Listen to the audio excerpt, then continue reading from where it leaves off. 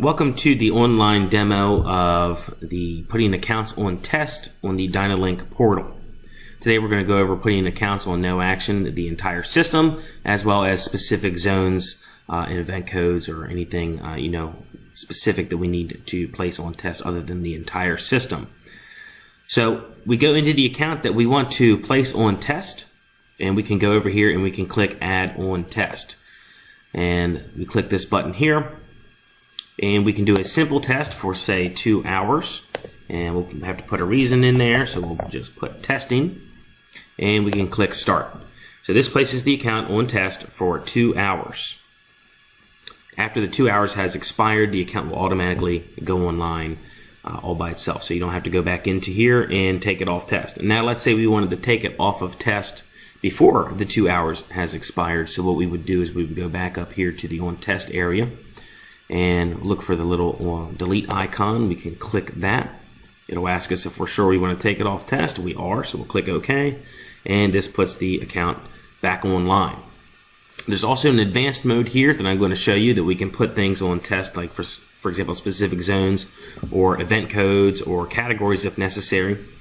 So the event codes, if we need to put that on test, one of the places that I like to show everybody for that is in the activity log. It's going to be the event code you're probably looking for. So if you have a customer that's having an issue, for example, with a low transmitter battery, let's say it's coming in and restoring and coming in and restoring, and the customer doesn't want to get called on that, we don't want to put the entire zone on test because we don't want to shut off any functions that it might have for, say, burglary or fire alarms.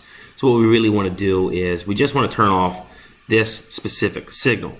So there's a lot of event codes in bold, but right here you can see in the activity log the signal. In this case it's a low transmitter battery. The parentheses here is going to be the bold event code that we're going to need to put that on test. So we can see it's an LRFB, and it's for the mudroom on zone 2. So we could put zone 2 on test entirely, like I said, but we probably don't want to do that. We're just going to put the low battery on test. So how do we do that? We're going to click on advanced here.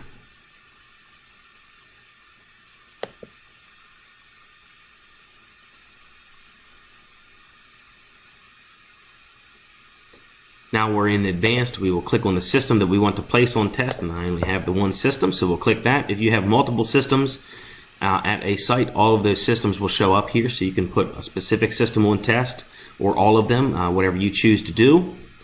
The transmitter is the same thing. If there's more than one transmitter at the site, you can put those on test. In my case, I only have the one, which is an alarm.com, so I'm going to place that one. And the zone, if we wanted to do, we could go in here and we can select the zone that we want to place on test. But in this case, we don't want to do that. If I wanted to turn off the entire mudroom, all I would have to do is select mudroom here. But what I really want to do is I want to put that signal on test, that nuisance signal. So I can go in here and I can look for, and I can type that in. You can also go through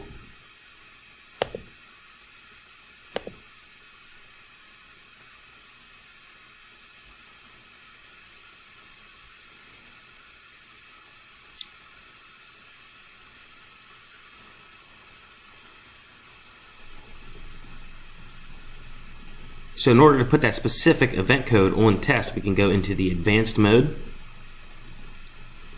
We'll click on that. That'll bring this up here. We still have to put a reason in, whatever that reason will be.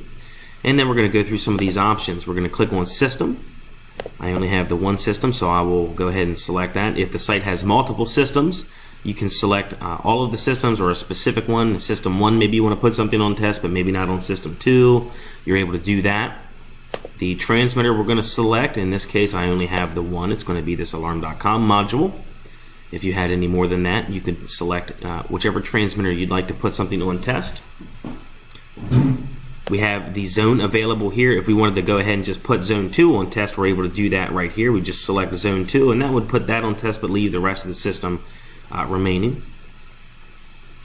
We have event category here. If I wanted to go in here and just turn off, say, burglary signals or, say, fire alarm signals, that'll shut down any signal of that type to the central station without shutting down the entire system. And then the event codes we have here. And we were looking for that LRFB.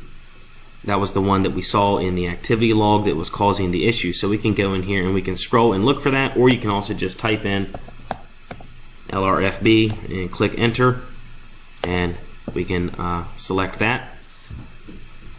And we can go up here and put the times that we would like that system to be on test for, whether that be maybe 24 hours, maybe you'll be able to get there in the morning to fix it for the customer. You can go ahead and put that time in and the reason.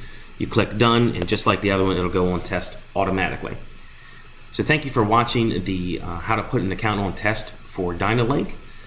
Please stay tuned for more videos. Thank you.